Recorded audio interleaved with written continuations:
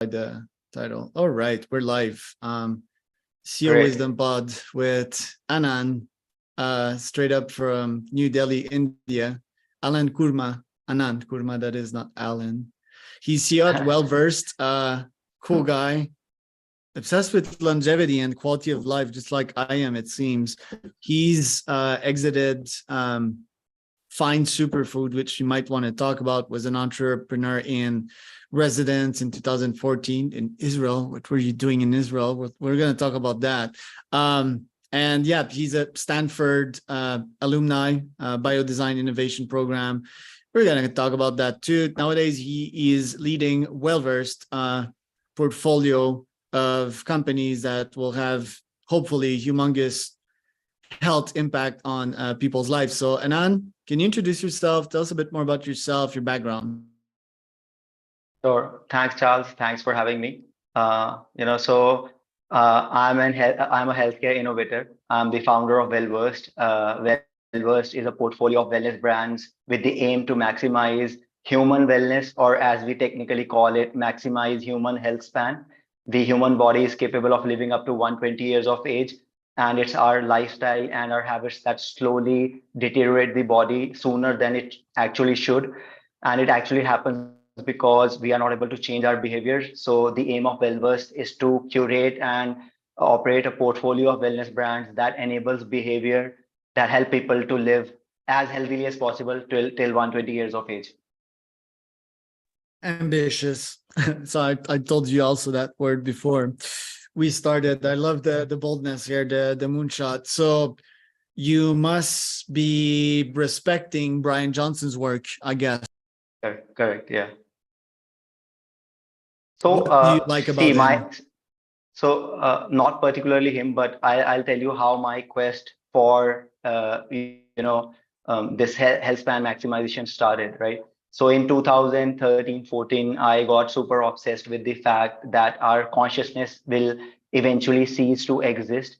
And this was a thought which seemed very disturbing to me, because life essentially is a contract that we didn't sign for, right? We were brought into this life with a predetermined outcome, which is the demise of the consciousness, right? And I'm not talking about any religious or spiritual outcomes here, where people have different spiritual beliefs that there's life after death, etc., etc. But fundamentally and scientifically speaking, life is a very unfair contract, and that is where my quest started on health span maximization, because the eventual aim of humanity, I believe, is to extend lifespan, not just health span, but lifespan, right? So when that quest for lifespan started, I had this idea that I want to live up to that time where we have radical life extension technologies, and I don't want to die before that of causes which are totally in our control. So that's how the quest started. And essentially speaking, I'm more of,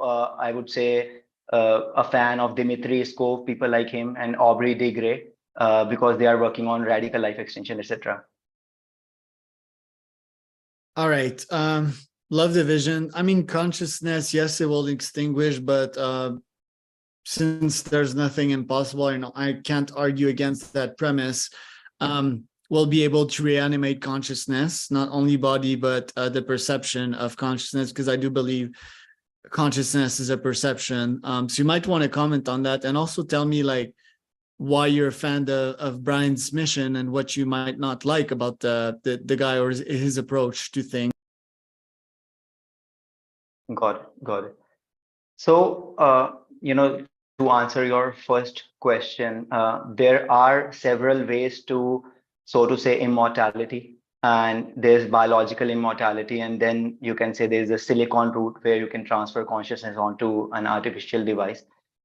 And all of that will take time to get perfected. So even when we talk about the consciousness being transferred onto an artificial medium, the body has evolved in a very complex way, right? And there are very complex pathways of mind-body interaction. So the conscious cannot be very seamlessly extracted out of the biological body, right? So there's a lot of thinking that is interconnected with the body itself, with the basal function itself.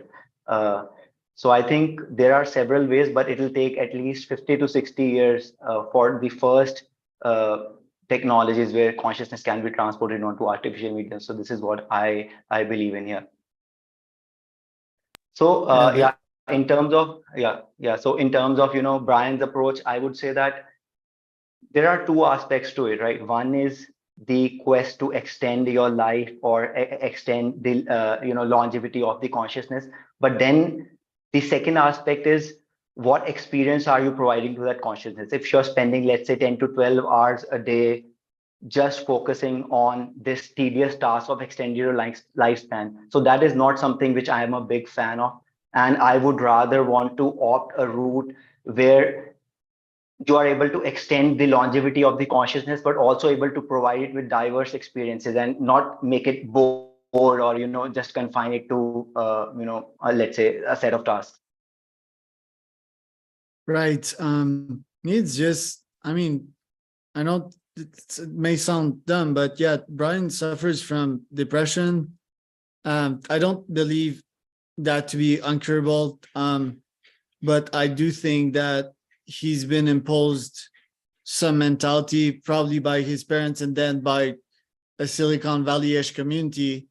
And then these neurons solidified into a way of being that is very cold and calculated, and it lacks of heart and gut. And I think if there's something that will be proved in the next couple of years is the impact of that energy that Indian quote unquote religion or culture and meditation and Hinduism and Buddhism has proved. When I go in retreats, we're talking about the chakras, that shit exists for real.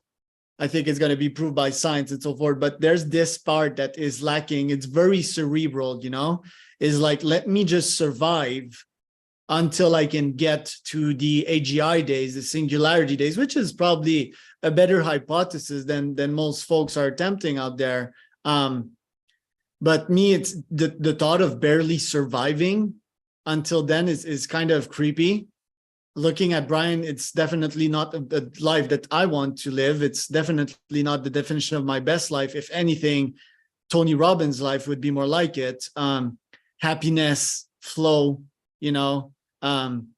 smiles, laugh, playing all the time. Although I do enjoy his work, I consider Brian to make a good sacrifice for humanity. Acting as a guinea pig out there, obviously has something to sell, which is Blueprint, which is manifesting itself quite quickly because he's doing a good job at marketing. But yeah, it's a cool vision. It's also something that hasn't been attempted before because you're an OG, right? So you know about Ben Greenfield. I've been biohacking for the last decade of my life. People mention Andrew Huberman nowadays. Like, dude, did you ever know about Ben Greenfield? Okay, you're starting your biohacking life. Or Brian Johnson, matter of fact. And these guys have not attempted that experiment to be a human guinea pig, in front of thousands. So also, I must comment that it's very brave. And that's his front end, right? His whole back end is probably something similar to what you're building. What do you have to say about that building, that business building strategy? So, I do really appreciate the thought, and, not for a second that I don't believe that it's not brave. And I think what he's doing is really great in a certain sense, right? And it has been attempted in the past also, right? So if we speak about people like Ray Kurzweil, right, who later went to Google, and then Google acquired a company called Calico, and they are working on all sorts of biotechnologies. Although it's very operating very covertly, very little has come out of what they're actually doing, etc. So I do believe that these kinds of people will be required, and there'll be several people who will push the frontiers of the human race by acting as guinea pigs themselves.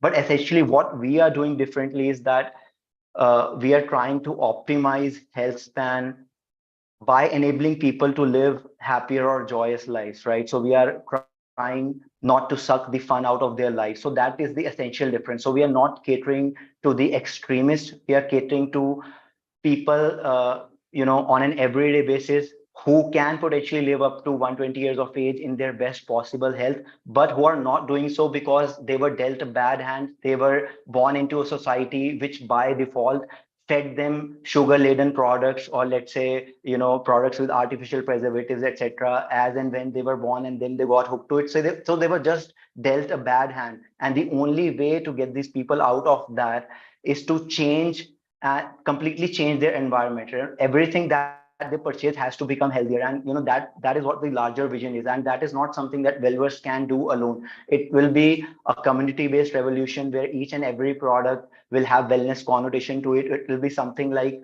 if we talk about the 1920s and the 1930s, safety in electrical devices was feature, not a standard protocol, right? Let's say a device which will not electrically shock you, right? It used to be touted as something which has an additional feature, right? But then it became the default setting of every electrical appliance.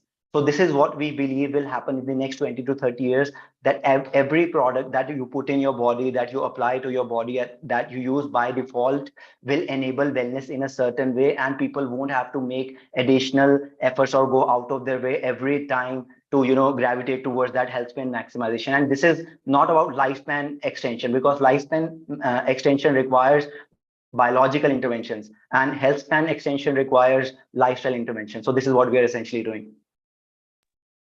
Love it. Seems that we're quite far away from that vision, though, and the main answer that's popping to my mind is just regulation, the bullshit regulation of the FDA, trying to protect a couple thousands of people but disadvantaging millions. It's pretty much the same with AI, in my own ultra-libertarian opinion. Is like, oh, let's restrain AI, so that it doesn't eat the world. But in the process, there's millions of people dying on a daily basis that could be potentially be saved by that. I do agree we need some kind of equilibrium, though, because shit can go south pretty quickly. History has taught us that. It's an out of bound case, but like Hitler, right? When people are left without any restraints, with power in their hands, bad things happen usually, especially if these people are evil and angry because of stuff that happened in their childhood.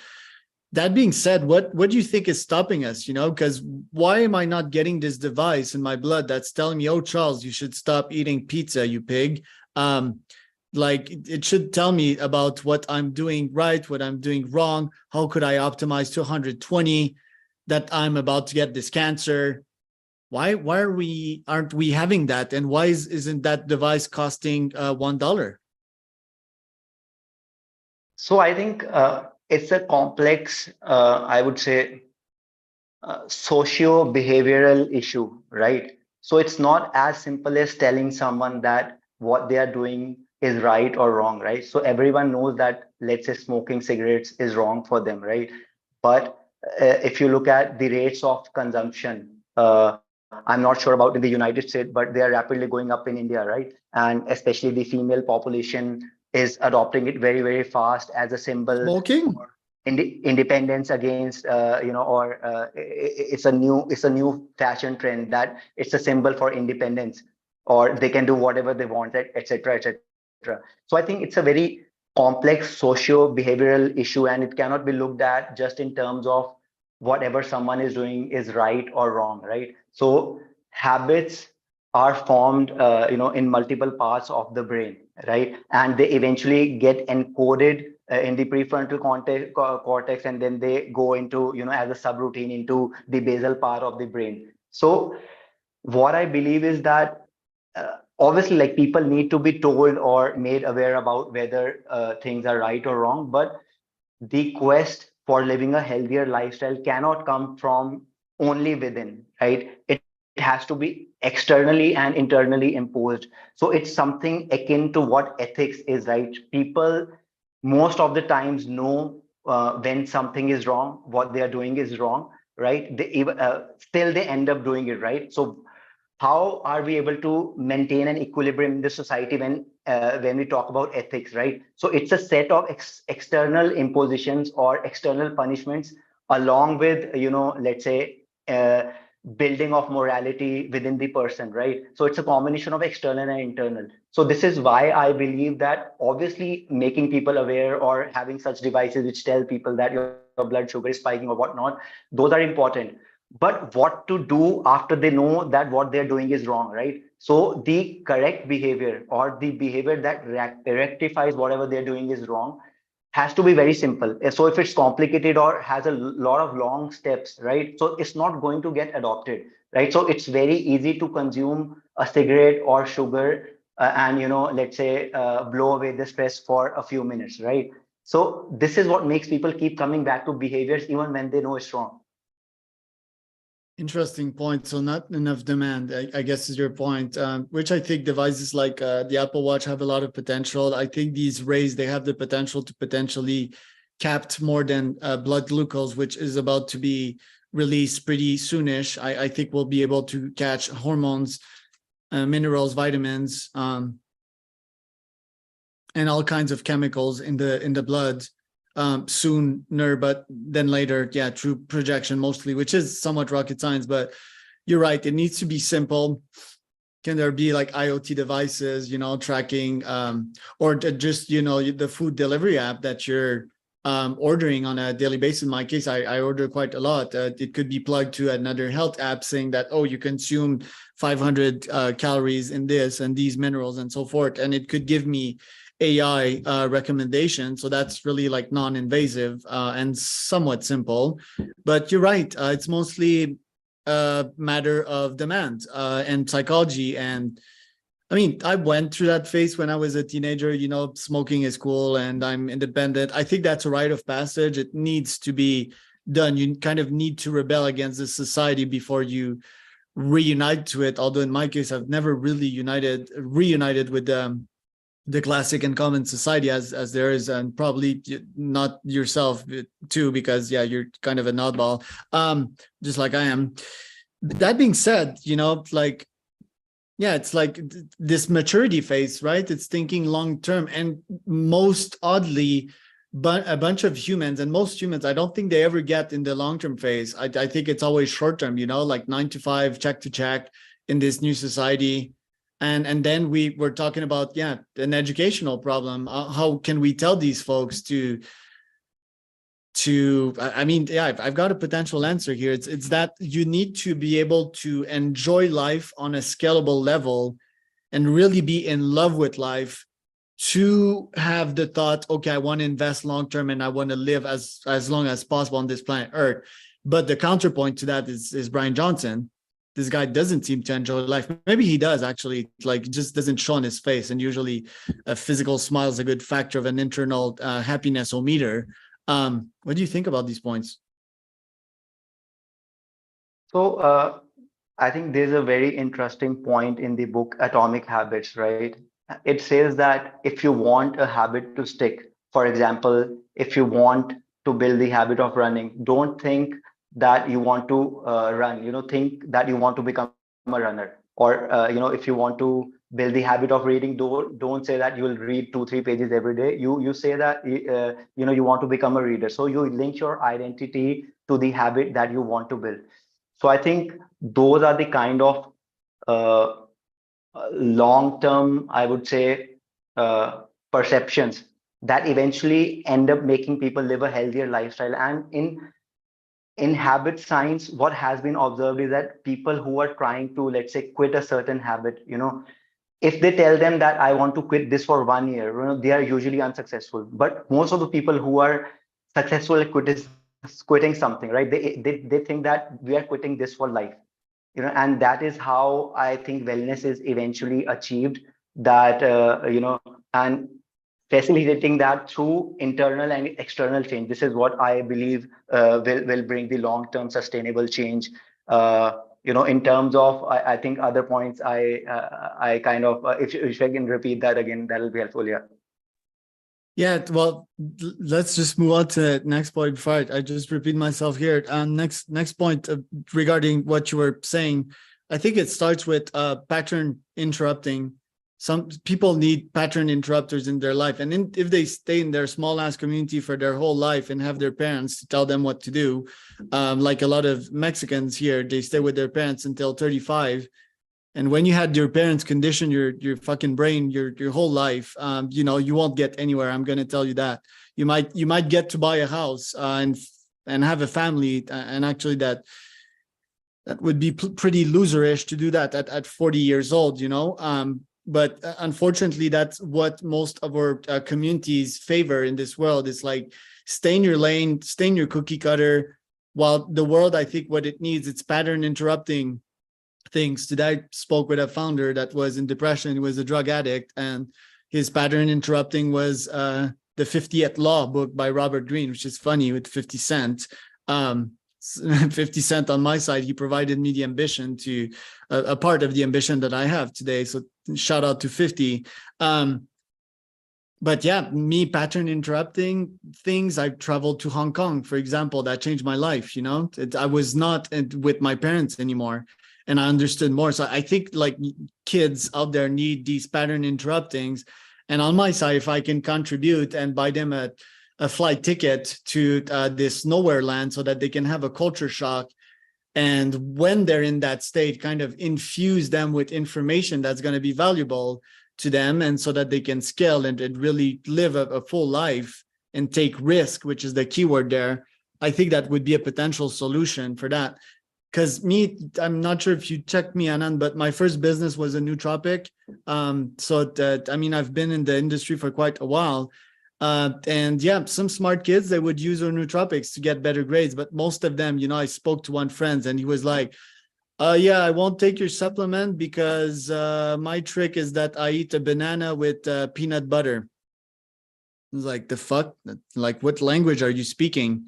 Caffeine, B6, B12, ginseng, bacopa, ginkgo biloba, all of these things that will optimize your brain, and they will optimize your performance. It's not addictive and anything. So pattern interrupters, I think, is what we need. It's education. I'm just not sure how one can do that and positively influence humanity, because most humans in the first place, they don't want to change. Yeah, I think that's a very interesting point, along with the fact that most people want, prima facie want to hear what they should do, right? They don't want to think about the first principle mechanics of how to arrive at a decision. And this is why we see this huge industry of influencers who are telling people you should do this or you should do that. And people, more often than not, let's say 40 years ago, it was being influenced by their parents. They were, directly listening to what their parents wanted them to do, rather than the first principle behind why their parents want them to do a certain thing, right? And there could be several different ways of arriving at the, let's say, same result, etc., etc. So I think it's the primary problem, which is partly encoded in our social behavior also, from an evolutionary perspective, because like herd behavior is a survival tactic, and we do feel good about ourselves when we conform to social behaviors which are being followed en masse. And that's why we see these influencers having these following and people fighting with other people on their behalf, right? So I think a part of this is evolutionary biology, and a part of this is laziness, and a part of this is a lack of intellect also, where people don't actually understand the core mechanics. Yeah, it's just my solution to that was like, oh, I'm gonna drop a couple thousand on Facebook ads in India and in Mexico, and I'm gonna reach a couple millions with that, with my message, right? And then came to my mind Mr. Tate, which I had a discussion about this guy this morning. And well, this guy, he pulls it organic, he doesn't even need to spend. Why? Because his message is quite incendiary. Which also means that his message is shit at the end of the day, and that shit is spread everywhere. Is like there's multiple fans and he's shitting in multiple fans and spraying his shit everywhere, and it stinks, So like my message is to clean that up first, and yeah, probably try to fight it with good information. Yet it's hard to fight against stuff that is so incendiary, right? That is extremist and that is taking a point of view that is quite extreme. But I wrote about this some time ago, and I was saying that Tate is still a better message than your mom and dad, or your dad in that case, because most of the dads are not ambitious. They've been feminized. That's a reality as well. They're not leading anymore. They're being led in the 9 to 5 game. Tate and followers love to call that the matrix. And I do agree with that. Just that, 1% better message isn't like that influential. So I guess we need folks like you and I that have heads that are not that extremist, although I do consider myself on the far left, to fight against this campaign of disinformation. And I guess the first step is just showing people that this life is pretty enjoyable. And if this life is enjoyable, then why not live it for 120 years or forever, And I guess we'll reserve the forever question for another pod, because this has been way too short. So I'd like to do a round 2 with you, Aanan. But until then, where can people find out more about you? So they can connect with me over LinkedIn. And, regarding Wellversed, a simple Google search will do. Because today we've spoken about a bunch of topics, and you guys probably don't know about Aanan. I mean, I've seen his profile. He's a very impressive guy. So I wish we will speak in a round 2 about your profile and everything you've accomplished, because